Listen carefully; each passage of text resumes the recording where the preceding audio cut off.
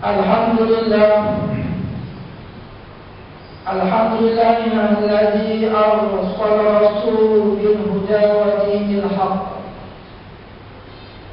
yuzhirahu 'ala dini kullihi wa kafaa billahi shahida. Ashhadu an la ilaha illallah wahdahu la sharika lah. Ashhadu anna Muhammadan abduhu wa rasuluh. Allahumma salli wa sallim ala sayyidina Muhammad wa ala alihi wa ashabihi wa tabi'in lahum bi ihsan ila yaumiddin.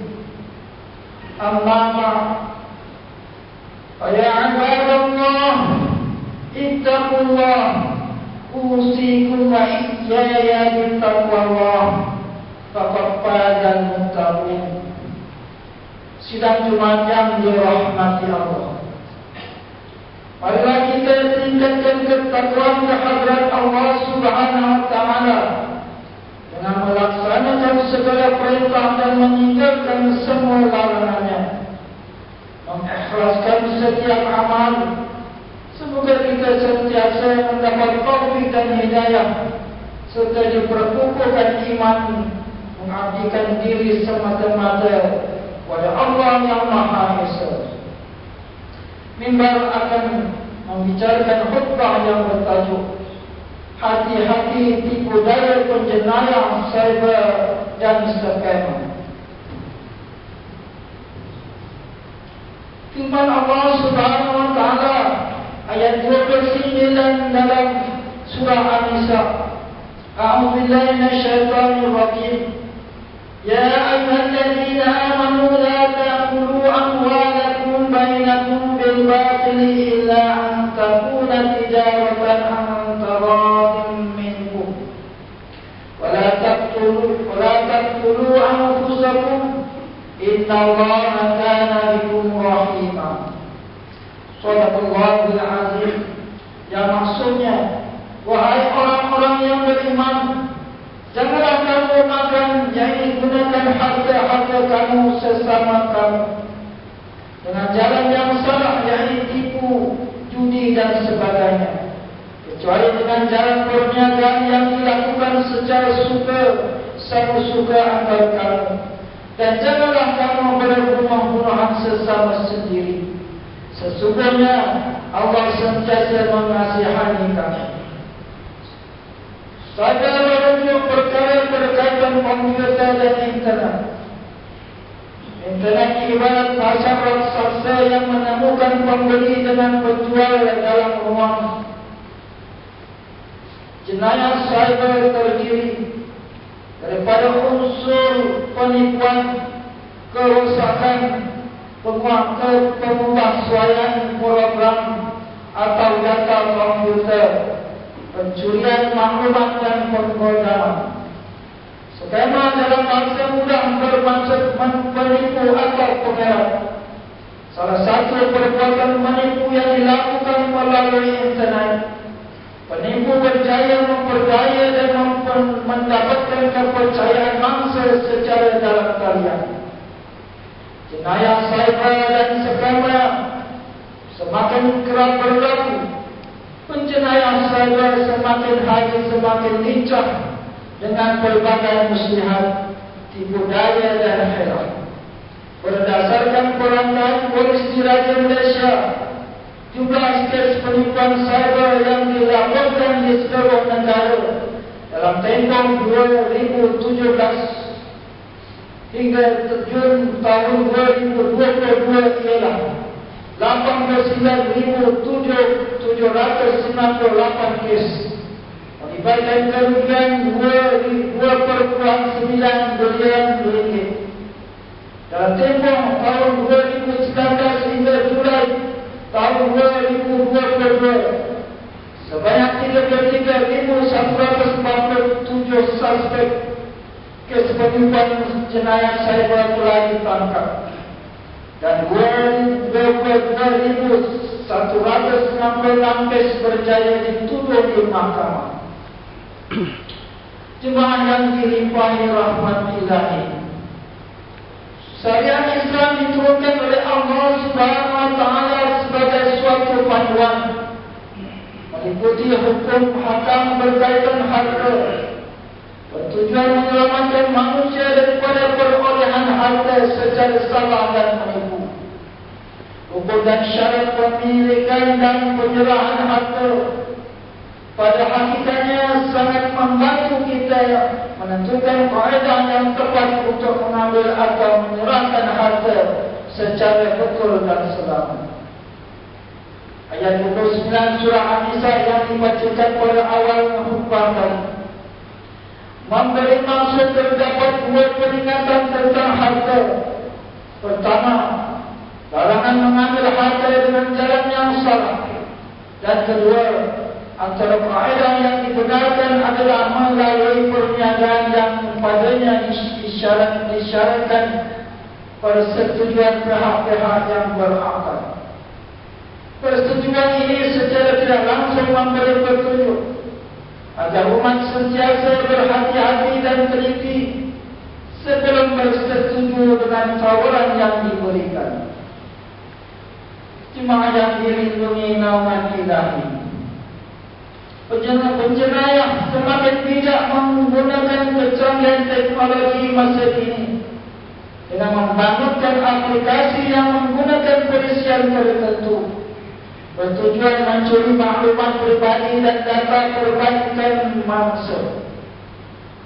Bayangkan wang simpanan anda boleh letak dalam sekelip mata disebabkan melayan atau panggilan, disebabkan melayan satu panggilan telefon atau menteri satu pautan yang dihantar ke dalam email atau telefon anda. Polis Raja Malaysia telah mengenal pasti modus operandi atau kaedah yang digunakan oleh penjenayah cyber dan spammer seperti berikut.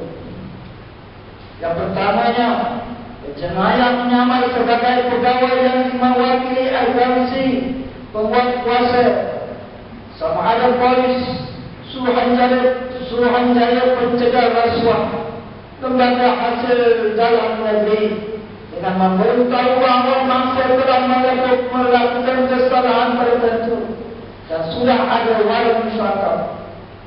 Mangsa diminta membekalkan pelbagai maklumat pribadi atau melakukan bayaran tertentu untuk menutup kes. Yang keduanya, penjenayah menyamar sebagai pegawai Kastam, memamerkan ada bungkusan atas nama mangsa. Bungkusan tersebut sedang dibahas oleh pihak Kastam dan mangsa diminta membuat bayaran cukai untuk mendapatkan bungkusan tersebut. Yang ketiganya, penjenayah menyamar sebagai pegawai bank, meminta maklumat akaun, kad kredit, nombor PIN, kerana mangsa dikatakan telah melakukan pembelian yang perlu diuruskan bayaran secara dalam talian. Yang keempat, penjenayah menyamar sebagai pegawai ukuran wang simpanan pekerja atau KWSP yang ditugaskan untuk menguruskan simpanan, pelaburan atau pengeluaran wang mangsa. Yang kelimanya, penjenayah memaklumkan mangsa telah membuat pembelian barang secara dalam talian. Mangsa diminta melakukan bayaran terhadap barang yang dihantar atau diminta periksa email dan klik pautan yang boleh membedakan maklumat pribadi. Yang keenamnya, mangsa dijanjikan pinjaman yang dikenakan kadar faedah rendah dan diminta melakukan bayaran pendaftaran dan pendahuluan sebelum diluruskan pinjaman. Yang ketujuh, mangsa dijanjikan melakukan pelaburan dengan mendapat pelaburan yang besar. Setelah melakukan pelaburan, penjenayah menghilangkan diri. Yang ke-8, skim cepat kaya yang menjanjikan pulangan menarik melalui skim piramid multi-level marketing. Strategi keuangan yang digunakan untuk menggalakkan pelabur sedia ada, mendapatkan pelabur baharu. Pelabur hanya perlu melakukan pelaburan kecil dan mendapat pulangan yang tinggi. Apabila tiba masanya, mereka menghilangkan diri. Yang kesembilannya, cinta palsu. Penjenayah menggunakan media sosial seperti Facebook, Instagram, dan laman cari jodoh. Mereka menggunakan kata-kata memikat, menjalin hubungan cinta cyber dengan menggunakan identiti palsu.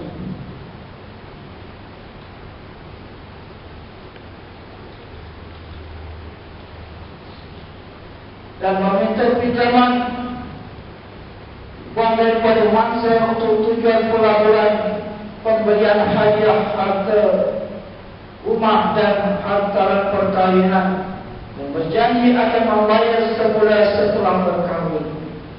Yang ke-10-nya, menawarkan pekerjaan dengan gaji lumayan dan mangsa diminta melakukan bayaran tertentu kepada agensi pekerjaan. Yang ke-11, penjenayah membuat panggilan telefon WhatsApp yang menggunakan gambar rakan atau ahli keluarga mangsa, meminta bantuan atau pinjaman kerana kecemasan, darurat, kemalangan atau sakit.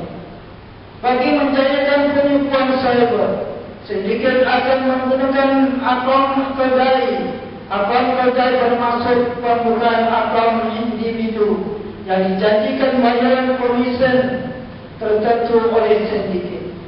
Akaun kedai ini digunakan oleh sindiket untuk pemindahan wang dari akaun mangsa. Kaedah ini melindungi penipu sebenarnya daripada dapat dikesan. Namun perlu diingat, pemilik akaun kedai adalah bertanggungjawab atas transaksi keuangan yang dilakukan secara penipuan oleh penjenayah. Elakkan diri anda turut bersubhat dengan menjadi pemilik akaun kedai, walaupun ditawarkan bayar komisen yang lumayan. Jemaah yang dilimpahi rahmat ilahi, mimbar menasihati agar anda melindungi daripada menjadi mangsa atau terlibat dengan jenayah cyber dan skema dengan peringatan berikut.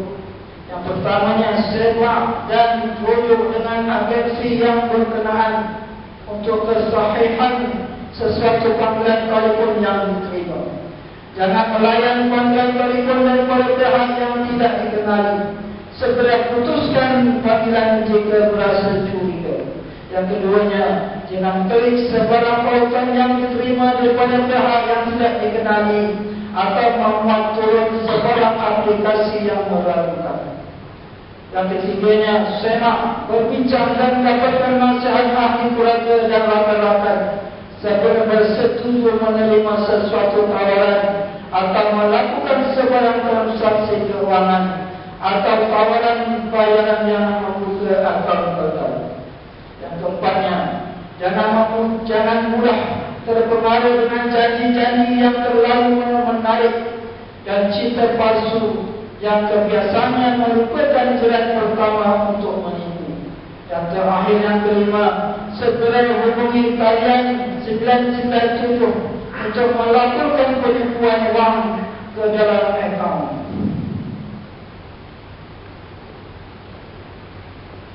Barakallahu li wa lakum bil Qur'anil 'azim wa nafa'ani wa iyyakum bima fihi min al-ayati wa dhikril hakim. تقبل مني ومنكم تلاوته إنه هو السميع العليم. أقول قولي هذا واستغفر الله العظيم لي ولكم ولسائر المسلمين والمسلمات والمؤمنين والمؤمنات الأحياء منهم والأموات فاستغفروه إنه هو الغفور الرحيم.